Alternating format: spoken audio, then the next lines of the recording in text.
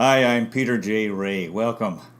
Today's topic is John S. Ray's Oberlin College Diary, 1945, Part 13. This was originally published this is the second half of Zook Family Memories Collection 32, or ZFMC 32. And it's actually the summer of 1945, after my father's junior year at Oberlin College. He hitchhiked to the West Coast with his friends, and then they took a boat up to Ketchikan, Alaska, where they worked on a fishing boat that summer, the dramatic summer of 1945, when the Second World War had ended in Europe and was going to end in Asia.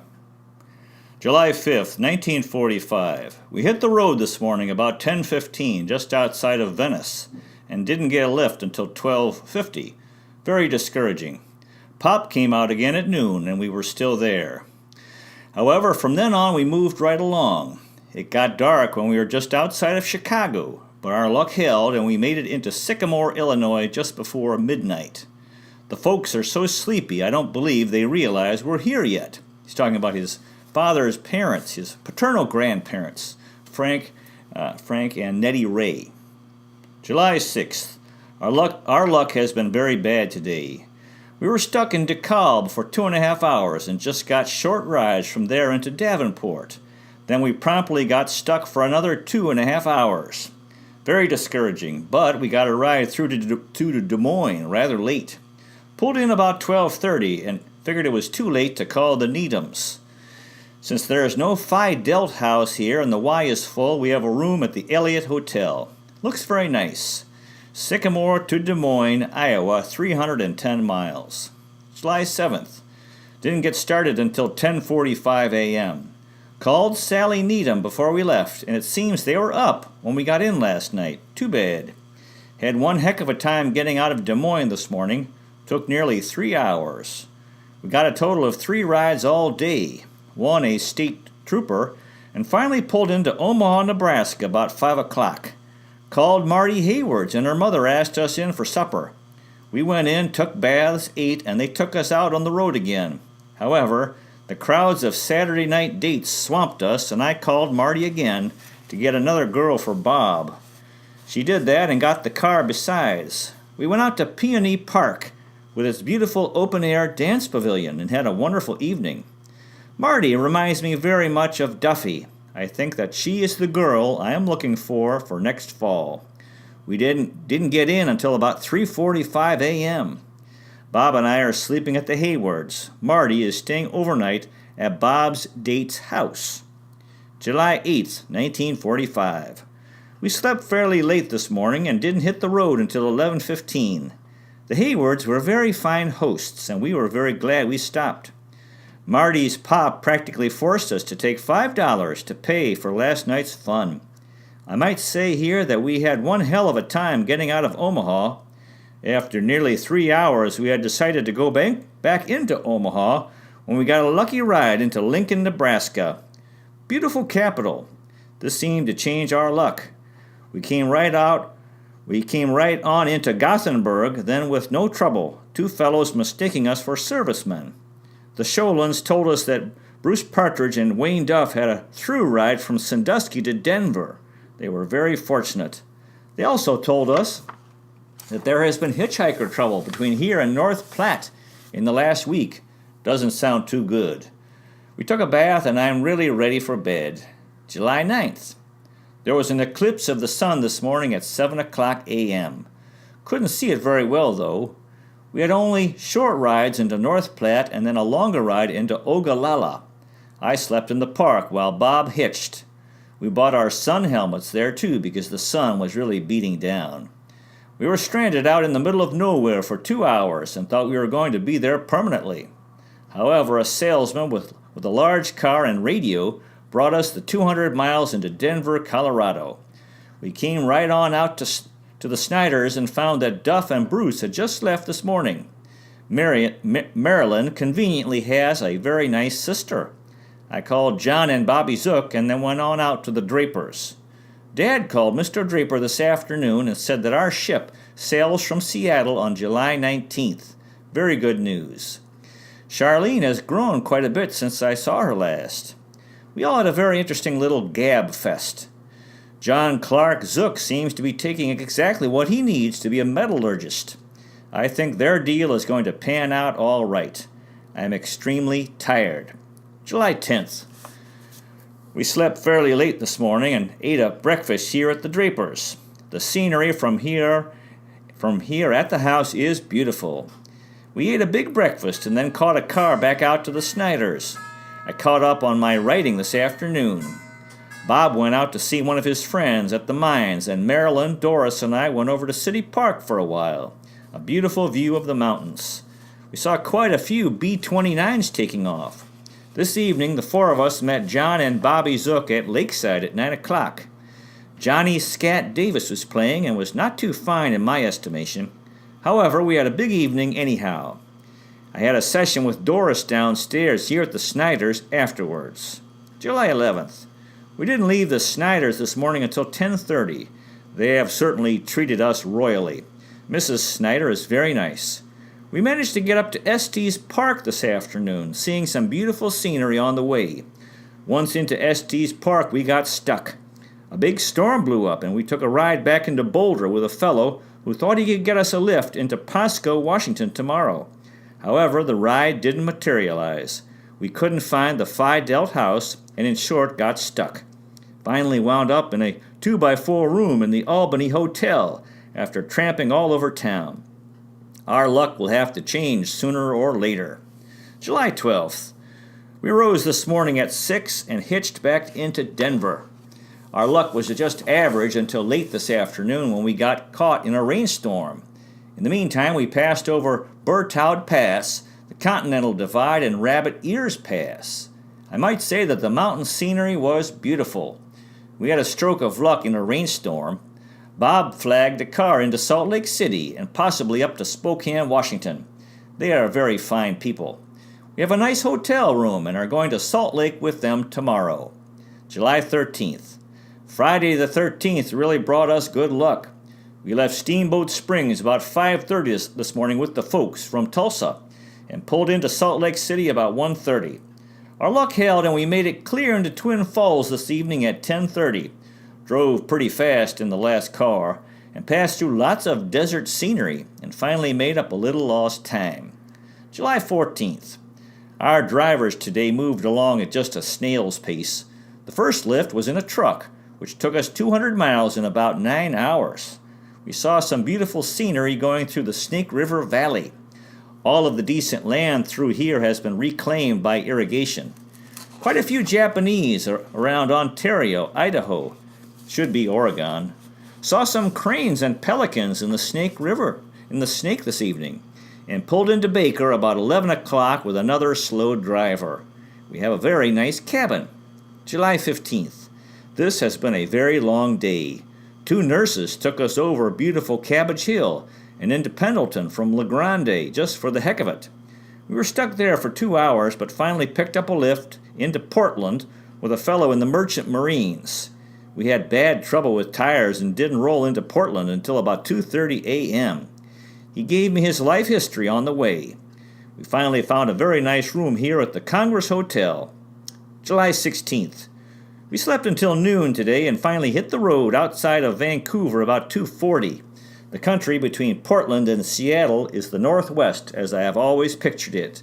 Plenty of green and lots of fir trees. The Alcan Highway was under construction along our route part of the way. We pulled into Seattle this evening on a meat truck and were dropped right at Louie's door. However, no one was at home, so we went down the street and called. Louie couldn't be found at all, and I might say we were a bit sore about it. I called Doe and came on out to her house. Beautiful place.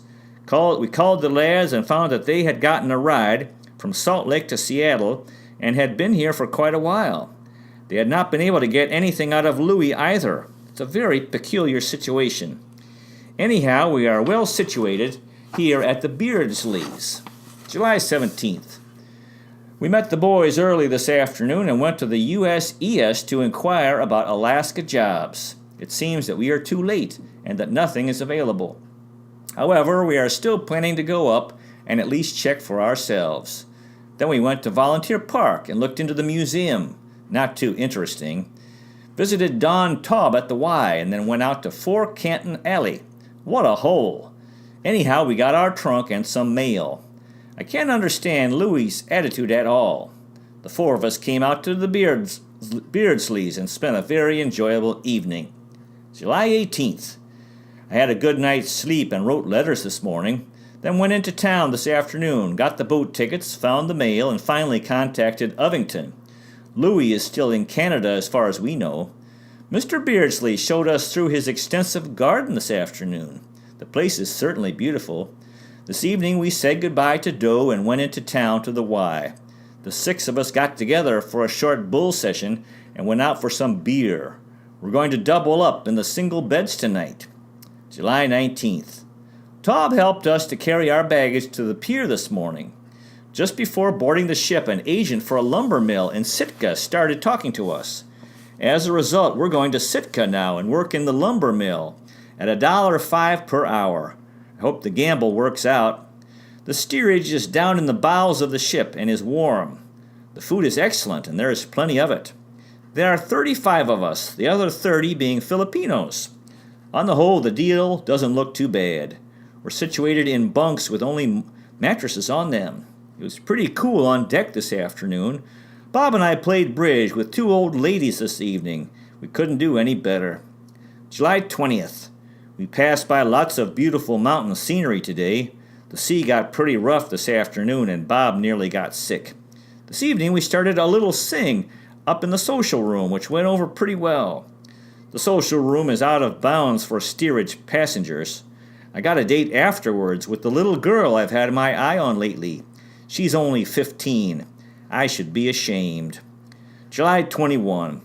We ran into some more rough weather today and more mountain scenery. This afternoon, through Dolores Slaughter's apple, we managed to get a Vic and do a little dancing out on deck. This evening, about 8 o'clock, we docked in Ketchikan, Alaska. Wayne Duff's grandpa really seems like a good Joe. Ruth and I went ashore and wandered through town. The town has wooden streets and is built on stilts. Quaint, I'd say. We went to the show and had a brief schwantz on deck afterwards. The other lads were longshoring earlier in the evening, and I joined them until 6 a.m., rather rugged work. July 22. Slept until late this afternoon. Then Slaughter and I went down to the New England Fishing Company and got jobs lined up for all of us. We're going to work as deckhands on salmon fishing boats at $196 a month over room and board. We will live right on the boats. Doesn't sound like too bad a deal. And we start work tomorrow morning. We all had dinner together here at the Becks and are going to sleep here tonight. July 23rd. We bought our raincoats, etc., and cleared through USES this morning. Bruce, Duff, and I are on the Eskimo, while Ovington and Slaughter are on the Tom and Al. The weather was bad all day. We were quite a few things to do before we could go out. Finally went out and did a little brailing. Looks like this job might be work. I am very tired. The skipper seems to be a good Joe, though, and the food is really fine. Wayne Duff and I are in the same cabin, and Bruce is with the mate. Ho-hum. July 24th. The weather was dismal today. This weather is even worse than Oberlin. Very depressing. However, the brailing is fairly interesting. You never can tell what you're going to catch. I still haven't found time to do any writing. July 25th. The weather is still bastardly. We had a near tragedy late this afternoon. Bruce Partridge got his foot caught in the spring line and was pulled overboard. It was right at ebb tide and there was a very strong current. However, he managed to stay afloat until the trap tender picked him up in his skiff. A damn close shave. July 26th. Was very rough out today. We knocked a hole in the scow this afternoon on one of the traps and it nearly sank. Then we tried to pump it out but couldn't, and didn't limp into port until 2 o'clock a.m. I am really beat. July 27th. This afternoon we saw our first porpoises. They race through the water like bullets and are quite the playboys. Still no mail and no time to write. July 28th. Today the sun was out all day and everything went smoothly. Rather unusual. Maybe we're finally catching on. We started cutting out dogfish livers this evening. Should be a lucrative venture. They sell at 15 cents a pound, and we got 48 pounds today. Duff and I met the chief downtown this evening and had a beer with him. He also bought a quart of gin, which we worked on afterwards. The chief and the second engineer nearly had a brawl. July 29th. Today is Sunday, and we had the day off. Very restful day. We slept late and finally caught up on my back writing this afternoon at the Becks. Then we had a good bull session this evening with the lads. July 30th. Very interesting day. Had a stranger aboard, was a photographer for the Pan American Airlines. Their ads run in several of the bigger magazines. Who knows, maybe we'll be famous. Besides taking all of the pictures, he is going to send us prints of them. He also gave us each $2. Damn good man. We pulled in early tonight and went downtown for the mail and a beer. I heard from Marty, a very fine letter. July 31st. Has been a good day. We brailed 6 spellers and we're still tied up at 9:15. We had 2 extra women aboard seeing the sights. I wrote Marty another letter this evening and we got 50 pounds of dogfish livers. August 1. The boat was running like a sewing machine and the weather was beautiful. Then early this afternoon, the main crankshaft broke. We lay at Scotty's trap for several hours taking pictures, and were finally towed into Ketchikan. We're going to have a new boat shortly. We had the whole evening off. I sent some presents home and bought some cards. Had a rare old time with the chief and Lorena at the Arctic Bar. August 2. After breakfast, I was sent out to Bruno Island on the Tom and Al for several days. The watchman hasn't been feeling well and needed some company. The trap is a rather lonely place. We got a second mattress from the shore shack on Quiet Island. This afternoon, I rode back to Quiet Island and took a sunbath. Very enjoyable. Cliff does the cooking and I wash the dishes. There's a beautiful ridge of snow-capped mountains out across the strait. August 3. This was a typical day on the trap. Slept 12 hours last night and have felt rather doped as a result. Cliff gave me his life history today. He seems to have led a very interesting one. He is 45 and was working on his Ph.D. in psychiatry when a basketball injury to his heart forced him to quit. We spent most of the day talking and reading. August 4. The lads came out on the Chilkoot early this afternoon and picked me up. Rather glad to leave. The Chilkoot runs like an old egg beater. Our new boat won't be ready for another week yet. It was a beautiful day and we didn't get many salmon. Got all cleaned up this evening and went downtown with the lads. Tried to get 2 dates but couldn't, and then went to the late show. August 5. Did a rather large washing this morning and got caught up in my writing this afternoon. Then went up to the Becks this afternoon and had a very interesting discussion on religion. Wayne Duff and I had dates, not too exciting.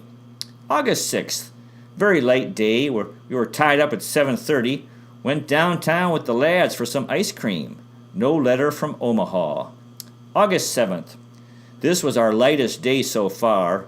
Only 500 fish, and we were tied up at 6 o'clock. I got cleaned up and went downtown and met Phyllis and got a letter from Omaha.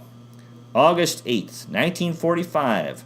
The Russians declared war against the Japanese today.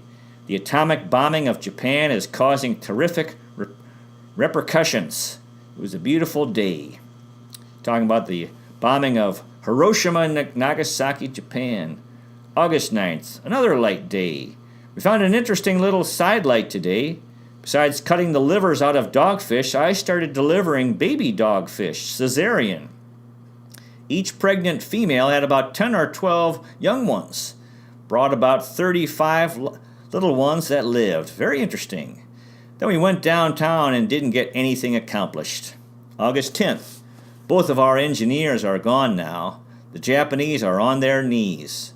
VJ Day should come along any time now. Today is our last one on the Chilkoot, as the Haley will be here tomorrow. This evening we really got the cold shoulders and icy stares at the Stedman Hotel when we tried to dance with some spars. Very discouraging situation. We're really going to appreciate Oberlin when we get back. August 11th. Bruce Partridge and Wayne Duff went out on the Burnett today while the other three of us loafed around the dock. Mr. Johnson said there's a chance that we may get our passage home paid. We helped unload drums from the Haley this afternoon. I finally got a haircut this afternoon. This evening we slipped into the Redmond dance free but didn't do anything and went to the midnight show again. August 12th. Slept late and did the washing about noon. We all went down to the Becks late this afternoon and spent the evening. We really had a fine time talking and listening to the radio. Just like home. Ketchikan's KTKN is quite a radio station. We're still waiting for VJ Day or Victory over Japan. The Haley left Ketchikan shortly after midnight for the Portland Canal. August 13th, 1945, and Aftermath will be featured in a future ZFMC. To be continued. Now we have a letter here that John S. Ray, my father, wrote in 1935. August 7th, 1935, from Sycamore, Illinois. He was visiting his father's parents, Frank and Nettie Ray. He's writing home to his parents in Marion, Ohio. Doran and Gertrude Ray. He was 11 years old. Dear family, please excuse all mistakes because this is only the third time I have written on a typewriter. I have earned $5 already. I am certainly glad the window only costs $8.08. By the end of this week, I can finish the whole store.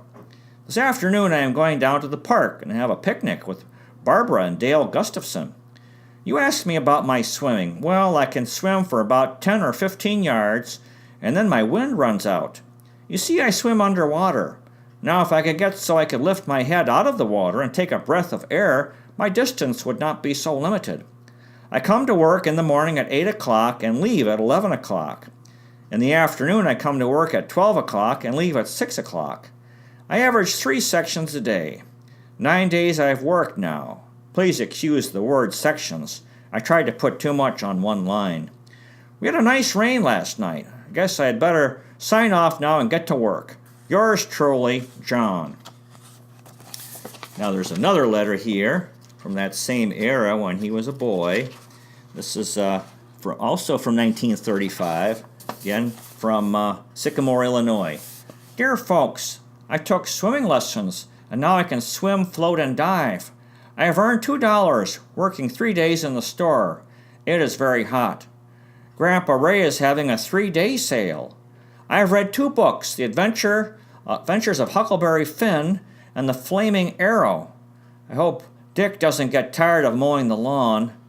My work at the store is taking the cans off the shelf, dusting the shelf, scrubbing the shelf, dusting off the tops of the shelf, and then putting the cans back on the shelf. If I stay the extra week, I can get the whole store cleaned up. Yours truly, John. Now we have 4 letters to the editor. The first is from Bruce Partridge, who was actually with John S. Ray in this summer. He's a very good friend of his from Oberlin College. Quote, just a note to thank you for including us in the relevant, to me, chapters of your father's diary. It was only through your publication that I learned, for instance, of his work with the women priests. Excellent. We do chuckle as I recall for my wife May the story, behind the story of some Oberlin escapades. Now back in Canada, we look forward to future revelations. Bruce and May Partridge, Victoria, British Columbia, Canada. And the next is from pen pal of mine, Rosa Tyokolova in Tomsk, Siberia, Russia. I have received some more copies of your work. I can't find words to express my gratitude, dear. You do a lot for me with your kindness. I read real memories written by real Americans, not Russian translations. I improve my English with your collections. Well, it's not the main thing, of course, my boy. I am constantly becoming familiar with your wonderful family, with your wonderful relatives. It is part of you and it belongs to me now. I am happy with you, my boy. An entire new world has come into my life with you. The most dearest person to me among your relatives is your sweet Grandma Smallshaw. I am fond of her too. Rosa Chokolova, Tomsk, Siberia, Soviet Union. And the next letter is from Patricia Ray, my sister and the daughter of John S. Ray. Quote, I enjoyed the ZFMC on Dad. Feels sort of like getting to know him as a young person, and nice to see that he's as human as the rest of us. Patricia A. Ray, M.D., Brookline, Massachusetts. And the last letter is from John S. Ray himself. Quote, I just finished ZFMC 32. As I read through these ancient documents, I really get a lot of laughs. If I recall correctly, I had to keep an 82.00 average in order to keep my scholarship. The studies interfered with the outside activities, just barely enough to maintain the average. I can no longer remember all the people, but I do remember it was a very busy and generally very happy time. The trip to Alaska and working on the salmon boats was a wonderful experience. Thank you for refreshing my memory. John S. Ray, Cleveland, Ohio. So that concludes today's topic, John S. Ray's Oberlin College Diary, 1945, Part 13. Well, good luck to you with your family history efforts. If this is something that interests you, finding, preserving, and sharing old letters and diaries and interviewing elderly relatives while they're alive. And so anyway, thank you so much for watching. I really appreciate it. God bless you. Take care, and I'll see you next time.